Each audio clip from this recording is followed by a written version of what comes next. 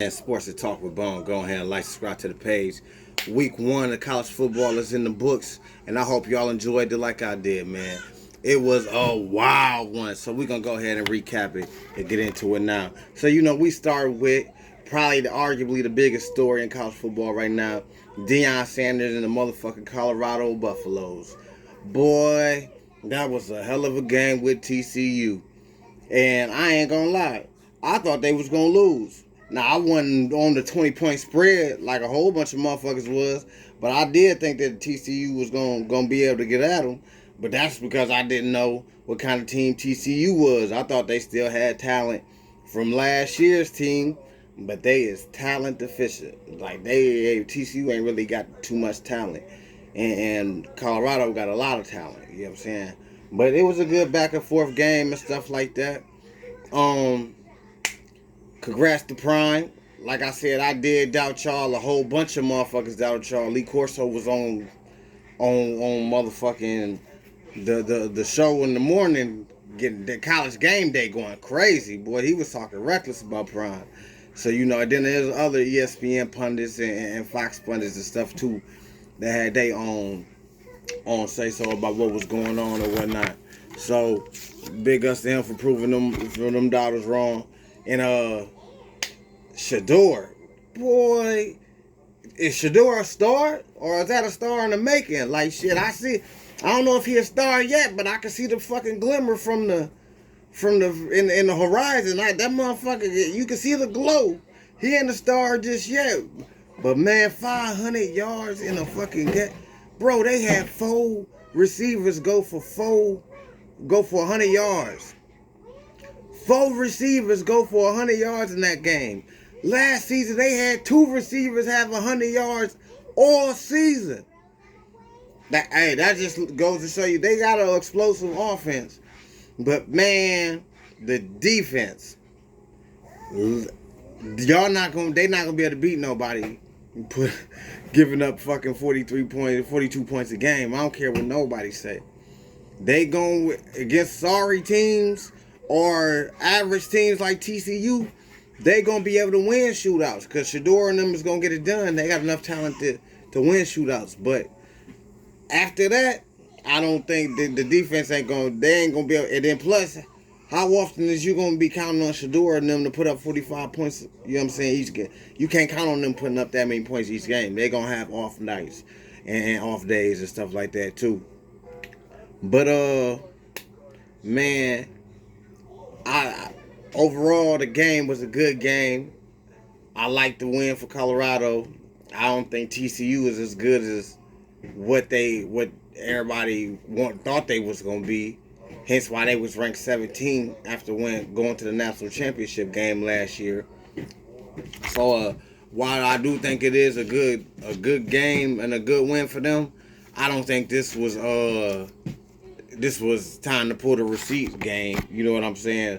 Like they talk about they got receipts. The motherfuckers are talking crazy like they done won the fucking national championship. I ain't with all the celebrated shit like that. I thought they could have been a little bit more humble with the win. But when everybody doubting you and you got so much to prove to a lot of people, you entitled to do what you feel. That's just my opinion. But next on the next shocker, Clemson, bro. Clemson is not that good. Dabo Swinney's era might be over, y'all. Like for Dabo to accomplish what he's accomplished in college football, them athletes didn't jump off the screen to me. Like this ain't the Deshaun Watson teams with Sammy Watkins and all them other motherfuckers that I'm used to seeing. Like they look slow. They look undisciplined, and they look average. To tell you the truth, they look like an average ass team. They probably gonna lose about 3 or 4 games this year. That's all it. Duke, big ups to Duke.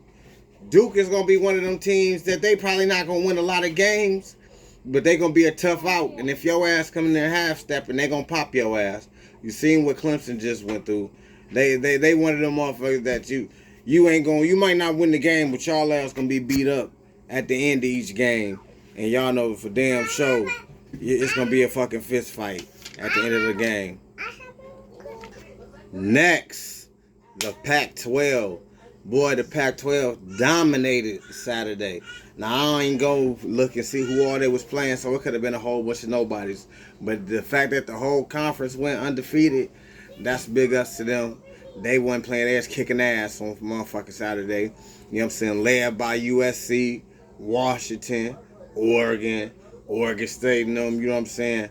These motherfuckers had two teams ranked in the top 10 and 5 teams ranked in the top 15. That's good standards. And then now you take into account that Clemson just got their ass whooped by Duke, and Florida State just drug fucking LSU. Oh my goodness. LSU transition into LSU. BK, what the fuck is going on, boy? You can't be out. You can't be down there getting your ass whooped like that. You can't be getting your ass whooped like that. And Notre Dame is up here doing what they doing, because now you miss them. You miss them just a little bit. The SEC boy, it's hot in the kitchen down there, boy. BK might. I ain't gonna sit here and say he might have stepped into some shit, because BK is a hell of a coach. You know, if anybody could get a team back on track, I think BK ass could get them back on track. But boy, that was a terrible way to get your ass whooped, BK. And like I said, when you got Notre Dame down, they shining right now, and they got a big game coming up on the horizon with Ohio State, and that might be one of them vault games. Like later on, that game might vault them into a motherfucking playoff spot if they stay consistent enough. The sky's the limits for them too. Now, on to the next one. My boys, the Maize and Blue Michigan Wolverines, they rolled. Boy, JJ looked good. Blake looked like he ain't got that step back yet. He looked like it's gonna take him a couple years for him to get the burst back. But Edwards looked good. Wilson looked good. He need to catch the ball more consistent. I can live without the drops. But when he did catch it, it's for a touchdown. So I ain't gonna complain too much. The offensive line need to get their shit together a little bit more. The defense plays solid. You know, the boys only played 3 quarters, and they kicked the field goal at the end of the game, so they didn't get shut out. They had them a little streak going. They ain't want to break their streak. Whatever, I ain't sweating over that. Ohio State looks like,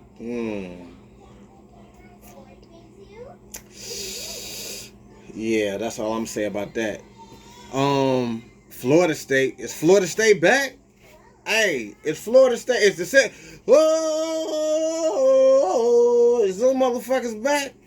Cause I'm telling you, the way they did LSU, boy, that shit was crazy. I ain't think it was gonna get that ugly. I can't believe I sat there and watched that whole damn game either. Like, I watched BK and them get their ass handed to them. That was crazy, man. Like, BK, you better bounce back in a big way for real, because motherfuckers gonna be calling for your job down there in SEC territory. But man, it was a lot of football. I couldn't watch it all, you know. I'm gonna try to do a little bit more and get more information on more teams in the next recap, you know. But the next video is gonna be the fucking prediction videos. I'm gonna start dropping prediction videos before the recap videos, and we gonna see how my football knowledge line up with what's going on. You know what I'm saying? So, with that being said, go ahead and like, subscribe, share. Man, this is the new wave in sports, on sports media, man. Sports to Talk with Bone. Let's get it.